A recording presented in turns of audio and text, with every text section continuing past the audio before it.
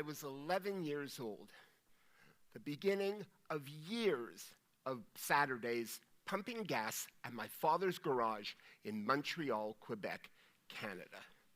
And I remember being nervous because I would have to serve customers in French, Quebec's official language.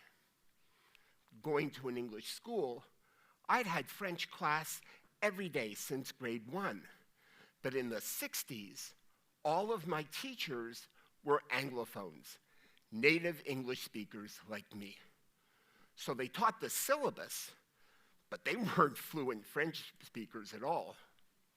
So my first customer pulled in, and instead of saying $5, he said 5 piastres, $5.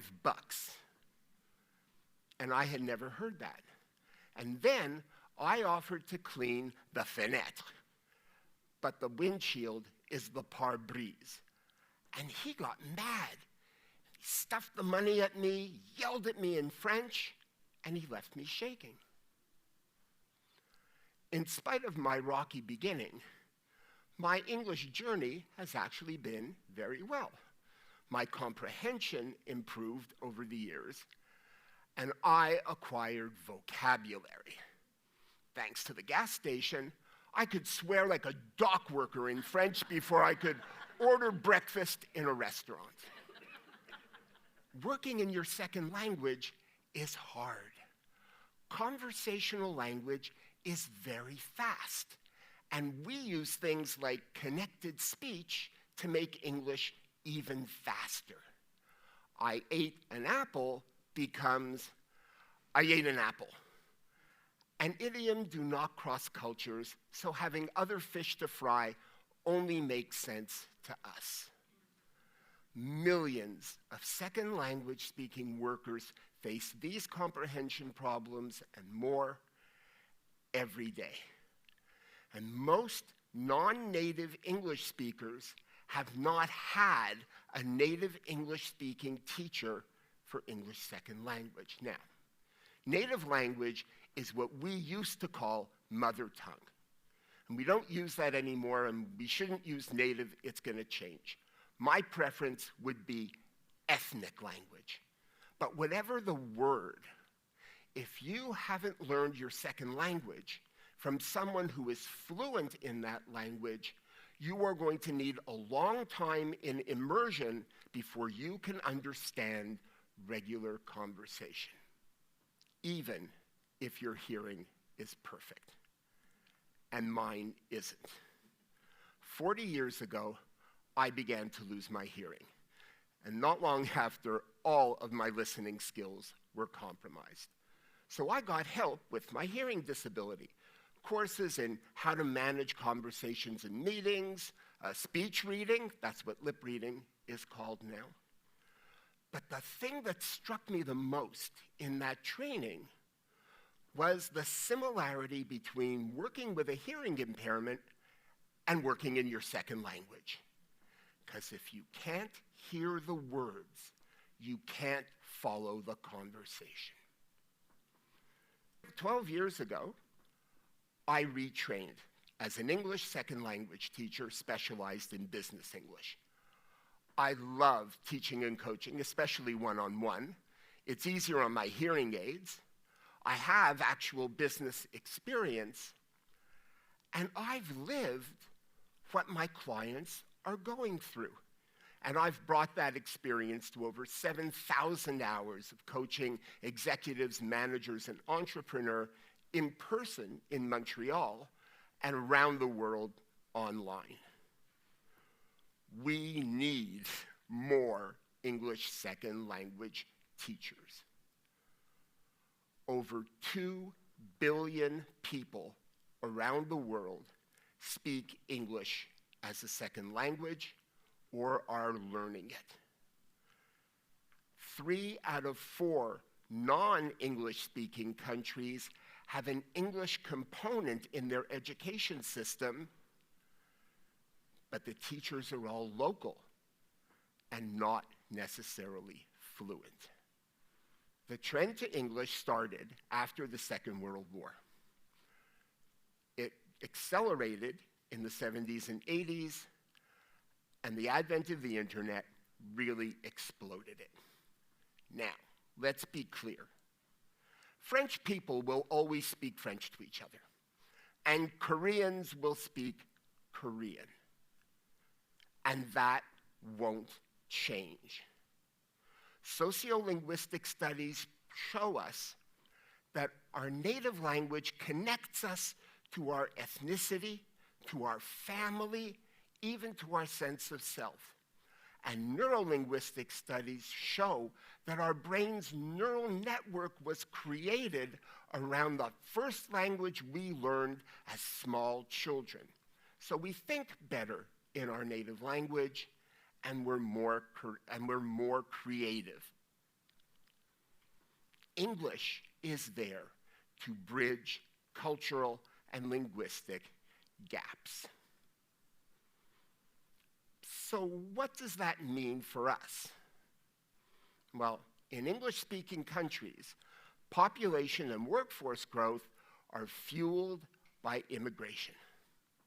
And immigrants need to pass an English exam to be accepted. They want to work, so companies need to integrate them, so we give them English lessons.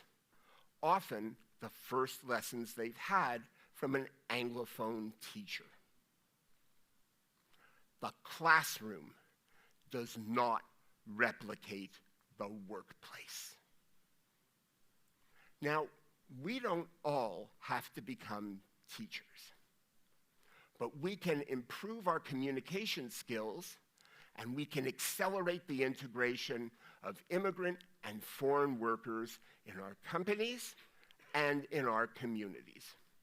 So I'm going to leave you with 3 practices that you can implement tomorrow that will improve your communications with all of your non-English speaking stakeholders. Employees, foreign suppliers, local business people, maybe your impending in-laws. Practice number 1, speak to be understood. Do you really think that everyone in this room speaks clear, understandable English? What, are you kidding? Forget about it. Listen to your favorite national news anchor. Broadcast journalists are taught to speak to be understood. They reduce connected speech. You can hear all of the words except for some small ones. And then listen to your team in a meeting. Can you hear words, or is it all mush? That's the key. If they can hear the words, they can follow the conversation. Practice number 2. Implement specific policies that encourage people to let you know when they haven't heard or haven't understood what you're saying. Saying, "I don't understand," is very, very difficult. It takes a lot of courage to interrupt even a small conversation, much less a formal meeting. But modern meeting management techniques encourage the use of this gesture. It means, I need clarification. And we can use this for comprehension as well. It doesn't interrupt the speaker. It's unobtrusive, but it signals that someone in the meeting is not understanding them well and allows the speaker to react positively in their own time as appropriate. And slow down, please. That works very well, too. Now, since communications is a two-way street, practice 3 rests with our listening skills. Do not confuse eloquence and intelligence. It's actually easier to speak your second language than it is to understand it. Because even if you make a mistake, like cleaning the fenêtre instead of the pare-brise, you can still get your message across, especially if the audience is understanding and accepting. Case in point.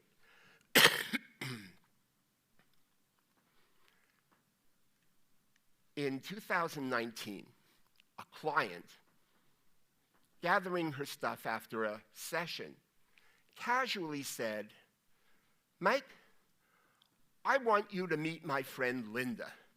She's old like you, and she loves opera like you."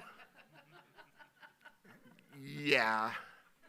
A native English speaker would have said, "She's your age," which says exactly the same thing, but is somehow not idiomatically insulting.